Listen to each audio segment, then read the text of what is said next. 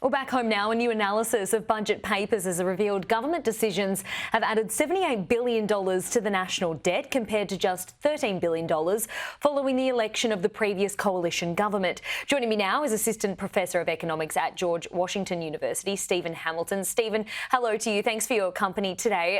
Has Treasurer Jim Chalmers lost control of the budget? Look, I don't write the headline in the Financial Review, but I would say yes. I mean, I think the bottom line has two components that affect it. One is things that are really out of the government's control, right? I mean, I think if the NDIS blows out, if inflation explodes, there are all sorts of things that could harm the bottom line that maybe we don't want to blame the government for. But the budget does a great job of distinguishing between those things that the government can't control and the things that the government can control, its decisions. And so I focus on the decisions the government has taken since coming to office. And when you look at those numbers, it is really quite extraordinary just how much those decisions have blown out the deficits over a 6-year period. So I think in the coming financial year alone, the government's decisions have added more than 1% of GDP to the deficit. That's $30 billion in 1 year. So I would describe that pretty clearly as losing control.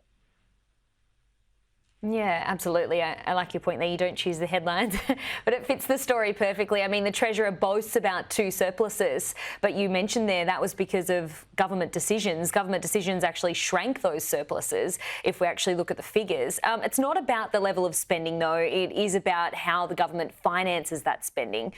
How do we come out of this deficit without significant cuts or taxes? Yeah, look, I think the trouble is there are 3 things I would say. One, there are a huge number of really big pressures on the budget bottom line. That's things like defense spending, which is going to have to go up. That's things like the NDIS, which in optimistic terms we can bring down to 8% growth a year. That seems unlikely to me. Things on aged care, the green energy transition, early childhood education. I mean, we can list the list of things that are putting pressure on the budget. Those things need to be financed. And so they're going to require higher taxes or cuts elsewhere to make room for them. Then on top of that, we have the government's spending decisions, which have made that task even worse. Like, rather than making room for those pressures, we've actually made them worse, right? We've deepened the bottom line. And then the third thing I would say is, one way or another, the budget is going to come back to balance. It will. It always has, and it always will. So there'll be some kind of pressure eventually that makes the budget be balanced. The question is, how do we get it there, right? And so what I worry about is that if we do nothing, if the government takes its foot off the gas and we just let the automatic systems work, all of that deficit will be closed. And it will be closed with higher and higher taxes on ordinary wage earners, on you and me and all of the other people listening, right? So that's the way our budget works. So I think that's the thing we want to avoid. We're going to have to take active, deliberate action to finance this increased spending in the way that is least economically damaging. If we don't do that, I think, the economy will slow and there'll be a lot of damage.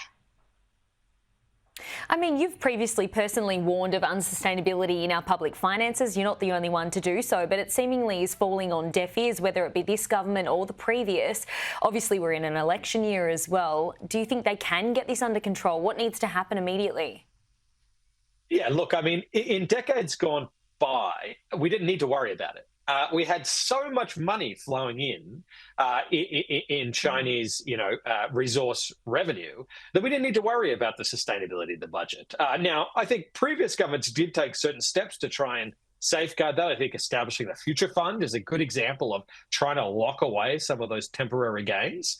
But as the Chinese economy slows, and as we look to the future, we worry that maybe we won't have that big revenue source to rely on. We have to think carefully about how we're going to make this work. And I think, again, yes, 3 years ago, I wrote almost the same piece in the Financial Review, hoping that the next government, whoever it was, would do something about it. 3 years later, I'm writing this piece. I don't want to have to write this piece again in 3 years. I mean, if you don't do it now, the task only gets more difficult, and you certainly don't want to leave it to the point where it's a crisis, right? So I think, regardless, governments need to start taking into account, the long run impacts of their short term budget decisions. If they don't, whoever's in the chair at the time will have a huge problem to deal with. Yeah, important point you make there. We're not at that crisis point at the moment, but it's something that we really need to consider. And as you mentioned, China's economy, that's on a downward trajectory there. And if China's hurting, we are inevitably hurting as well. So we really need to safeguard ourselves there. Stephen, thanks so much. I really do hope you don't have to write that article again in another 3 years. Thank you. Cheers.